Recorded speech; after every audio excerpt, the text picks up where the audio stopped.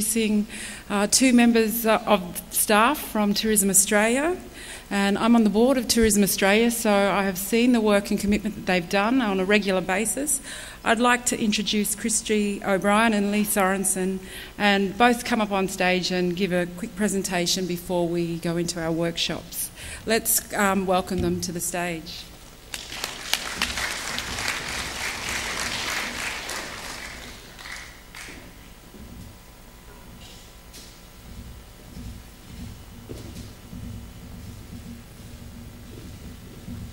Well, good day everyone, thanks. On behalf of Tourism Australia, Christy and I, great to be here, great to be a sponsor of this event. I want to commend Parter and ATEC and Tourism Northern Territory for holding it, and I hope, we'll wish it success in future. I want to acknowledge the Larrakia people and the elders past and present on whose land we're gathering today. Christy and I are going to talk a little bit about the Indigenous Tourism Champions Program. This was a program that started by TA and its partners, I should say, about 2 years ago. Before I do that, though, just reflecting on some comments. It's been a great morning of presentations. I thought I've picked up quite a lot myself. China, I was talking to some of our colleagues when we met a couple of days ago up here, and one of the events that we run in our department, the department Christy and I work in, is the Australian Tourism Exchange. And this year, as far as I'm aware, for the first time, we split the event for those who aren't aware of it, and this is where Australian sellers get together with buyers from the Eastern Hemisphere and buyers from the Western Hemisphere. This year, for the first time that I'm aware of, we have more Eastern buyers at ATE than Western buyers. We still have a lot more Western sellers, but we have more Eastern buyers, and I think it's certainly a sign of the times. It was for me when I started looking at those numbers the other day. Before we get into the Champions program, I did want to talk or cover off a little bit about where Indigenous tourism fits into TA's marketing, and a little bit about the formation of the Champions program and how it came about. And then I'm going to hand over to Christy, who's going to talk about some of our activity and what we've been doing with the Champions program. But just a reminder for those of you in the audience who are international visitors about Tourism Australia and who we are. You heard our boss speaking yesterday, the Minister for Tourism, the Federal Minister for Tourism, Martin Ferguson. We're the federal government agency that has, since 1967, in various guises, been charged with marketing Australia to leisure and business travellers globally, and more recently, actually, to Australians as well, to encourage them to holiday at home. We have a staff of around 220. We operate in 11 countries around the world. We've got a head office in Sydney, and we have an operating budget of around about 130 million Australian dollars. Christy and I work in the Destination Development Department. This is a new part of Tourism Australia. We've got three main prongs to our department. They are investment attraction, aviation attraction and industry development, of which Indigenous tourism promotion is a part thereof. So where does Indigenous tourism fit into our marketing? Well, back in 2006, Tourism Australia did some research and defined that its global target audience was going to be an audience called the experience seeker. You heard Peter from Parks Australia talk a little bit about this yesterday. Funnily enough, a lot of the characteristics are very similar to the conscious traveller that we just saw up there. So while across various markets, we target particular demographic segments, we identified back then common characteristics across those age groups and came up with, in a psychographic sense, and came up with this grouping called the experience seeker. And our research showed us back then that the experience seeker had a number of key wants to satisfy their travel experience, and those key wants were things like they wanted an authentic personal experience, they wanted social interactions, they wanted to meet and interact with locals, they wanted to experience something different from their day-to-day lives, they wanted to understand and learn about different lifestyles and cultures, they wanted to participate in the lifestyle and experience it rather than just observe it, they wanted to challenge themselves, they wanted to visit authentic destinations that weren't necessarily part of the normal tourist route, and they wanted exposure to unique and compelling experiences. In short, they were people who really wanted to get under the skin of the destination, and we felt they were very receptive to the Australian tourism offer. Importantly, I think particularly from that last presentation, these people are opinion leaders in their social set, or they tend to be opinion leaders in their social set, and given the importance of social media and where that's going, I think we all realise how important that is. There was some research done last year, I don't know how many of you have seen it, but it showed that 25% of UK travellers said that they were influenced to go to a destination by the photos they'd seen of that destination on their friend's Facebook page. So what are we marketing to these people? Well, also in 2006 we developed the Australian Experiences Framework, and what we did there was identify the 7 key Australian experiences that really were the drivers and motivators of our target audience. These 7 experiences are Nature in Australia, Australian Journeys, Indigenous Australia, Australia's Coastal Lifestyle, Outback Australia, Food and Wine, and Australia's major cities. And in terms of Indigenous Australia for the experience seeker, what this means is learning about traditional Aboriginal and Torres Strait Islander practices as well as their contemporary interpretations. And these 7 experiences really underpin all that we do with our marketing activity globally. We dial some of these experiences up in some markets and some down, but they really are fundamental to everything we do. Now, back in around 2008, 2009, we used to produce an Indigenous tourism product manual that we distributed to our trade partners globally. There was about 300 product in this manual.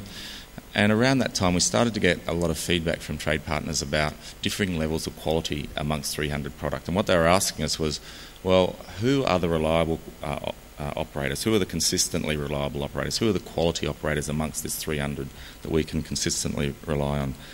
And this is where, I guess, the idea of the Indigenous Tourism Champions program started. However, it posed more questions at the time, and that was, well, how do we identify, support, mentor and develop those who've got a good product but could have a great product? How do we take those who've got potential to have a good product and a great product but aren't quite ready yet, but need that extra help? And so in 2010 was born the Indigenous Tourism Champions program, and what this has done is identify the best and brightest of those 300 that trade partners know that they can confidently work with and that we can take to the world.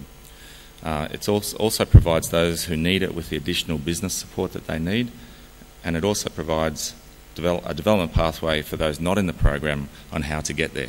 Importantly for us, it's been a partnership between the industry and government. It's been a partnership between the industry, between Tourism Australia, and our key partner has been Indigenous Business Australia initially in this, but also our STO colleagues, and in some cases their development agencies in the States. And more recently, the Federal Department of Education, Employment and Workplace Relations has come on board. And it's the partnership across these agencies that's really been one of the program's strengths, I believe. And for the Australians in the audience, I guess you'll appreciate how challenging it can be in a federated system that we have here to actually get different agencies, all rather than working in parallel, to be focused together on one common goal, and particularly across federal and state levels. The program's been running now for about 2 years. We've got 45 champions, and while we've had a couple of stumbles, we've had a good year under our belt. The program's got some key long-term strategic goals. It's part of our 2020 vision. You'll find in your satchels, you'll find some information about the program and what it's all about. Importantly, you'll find a list of the 45 champions in here, and I'm very pleased to say that we've got 8 of our champions represented here at the conference. And well done for all of you for coming to this, and well done for actually making it into the Champions program, because the experiences and the product that you're offering are right on target with that consumer audience that we're chasing. Importantly, at the back, we've also got the criteria for membership. One of those important criteria is that you have to be at least 50% Indigenous owned, or offering an experience which is delivered by an Indigenous person. So that touches on how we're trying to address one of those issues that came up earlier. Those issues that came up in the distribution presentation. To be a champion, you have to be able to be contacted by phone and email and respond within 24 hours. You must have booking mechanisms in place. You must produce yearly domestic and inbound rate sheets, etc. There's a range of criteria that we've currently got under review in the program at the moment. And that's probably my segue to get Christy to come up and showcase some of the work that we've been doing over the last couple of years with the CHAMPS program.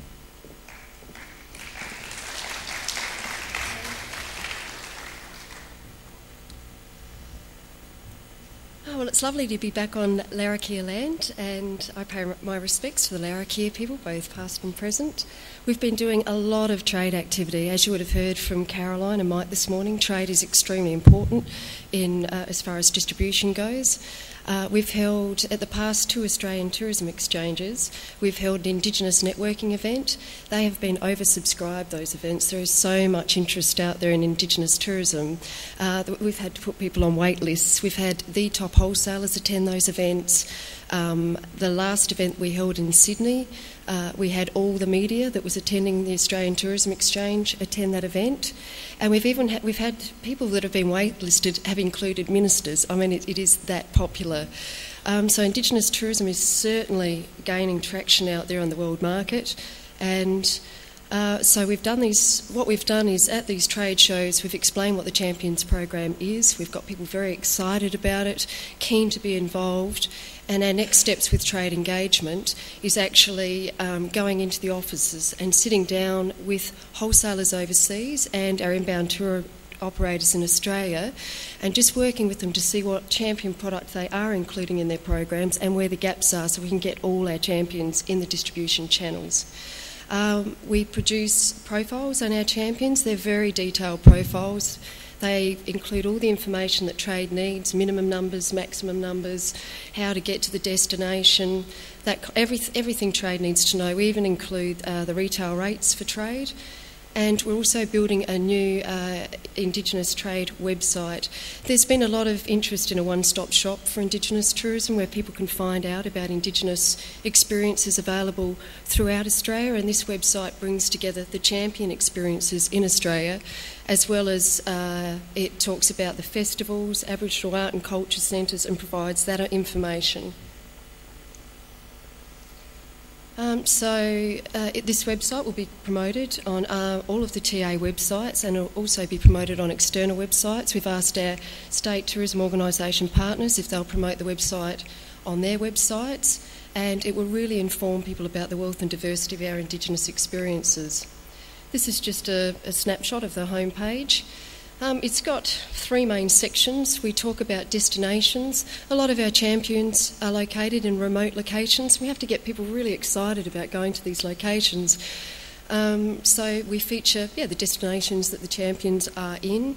We also talk about experiences. A lot of people have quite a limited perception as to what Indigenous tourism in Australia offers.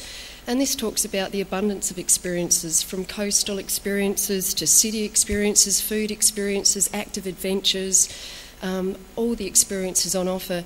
People that have seen this website that don't know much about Indigenous tourism already have commented, I just want to get out there and do an Indigenous experience. I just didn't realise this was all on offer. And a lot of this is Australians making that comment. So not only do we have to educate the international market, we've got a lot of work to do with the domestic market. We also have an operator directory that lists the Champions product. This is where the in-depth profiles are also held. We have an Aboriginal culture section as well that talks about protocols travelling on country with Indigenous people. There's different. We've got some of our images showcased on here, a map that shows where all the different experiences are. And we'd love your feedback on the website because we'll always continue to develop it. We've got amazing visual assets. Since 2009, we've been running photo shoots with a world-class photographer, James Fisher. Based on research that we received from the domestic and international market, we knew how to direct these shoots, what people were looking for, and I think we've hit the mark because these images are downloaded everywhere. They appear on everything. I see financial reports and there's an Indigenous image on there. So they're really resonating throughout the world. People are getting excited. I have people ring me up saying, wow, where's that image? Where was that taken? I just want to go there. So images say volumes more than words, anything. So images are so important. It's a tiny collection, our image collection, Indigenous image collection. I think we've got about 230 in the image library. And in 2010 and 11, at times, it ended up being the most downloaded collection. So there is amazing interest out there. And you can see these images on the Tourism Australia image gallery, and you can download them for free. We also have some great film vignettes that we've been taking as we travel around the country, and these can be viewed in our film library.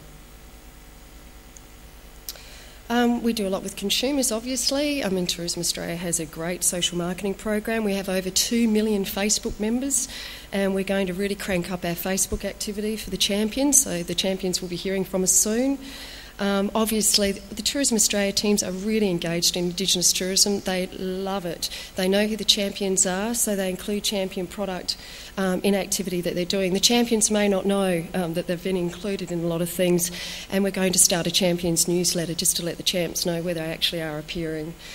Just for example, we have a French YouTube page, and they're promoting 6 dream working holidays throughout Australia, and I was asked to put some Indigenous product forward for this campaign, and we've got Nipmuc Tours in the campaign as well as Kimberley Dreamtime Adventure Tours, and I think they've had 63,000 visits to the website and interaction with the website to date, so it's a great thing for the champs to get involved in, and the German office will be asking for the same thing.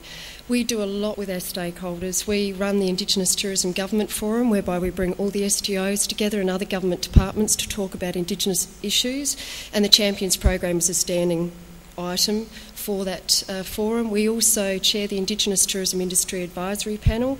Aidan Ridgway chairs both of these panels, and the panel reports to the Tourism Australia Board on matters affecting Indigenous tourism. Now, I'd love to show you some of our videos, but they go for far too long, so I thought I'd just take you on an armchair travel through Aboriginal Australia with some images. These are images from our 2009-2010 photo shoot, so some of our newer images that we did up in Darwin aren't on this DVD, but I just hope you enjoy the armchair travel.